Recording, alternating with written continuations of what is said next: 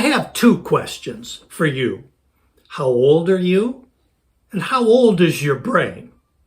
Turns out that you and your brain are not necessarily the same age. This is an important new discovery that has real implications for brain health. And that's what I want to talk about today. Hi, I'm Tony Daring of GoCogno.com, the website for people with MCI and author of the book, I Want My Mind Back. My topic today is a brand new term that scientists are calling your cognitive clock. I say yours because everybody's cognitive clock keeps time differently.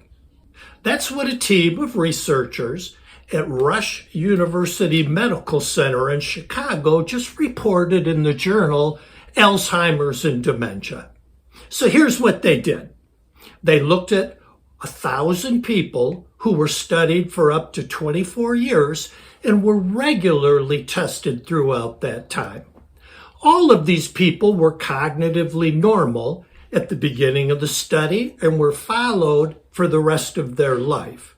At death, 45% were cognitively normal, 23% had MCI, and 32% had dementia. Because these scientists had all sorts of data about these people, they analyzed it and created what they call a cognitive clock, which is a way to measure someone's brain age.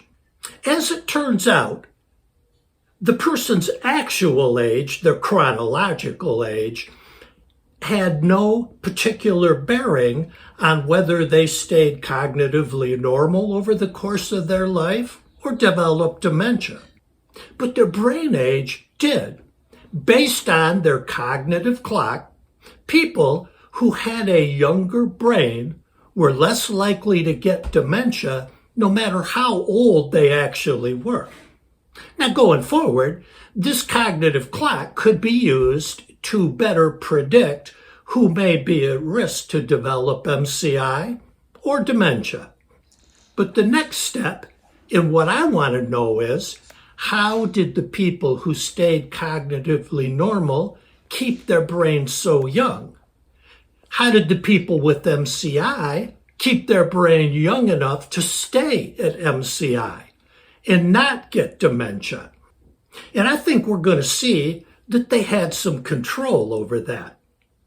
I think people who made brain healthy choices and defended their cognition were able to slow down the cognitive clock and keep their brain younger. I look forward to learning more about this and sharing it with you. In the meantime, I encourage you to do what you can to help keep your brain younger and help it age well. Because as we now know, the clock is ticking, but maybe you can slow that clock down. Thanks for joining me today. I look forward to seeing you again next week. Until then, as always, be kind to your mind.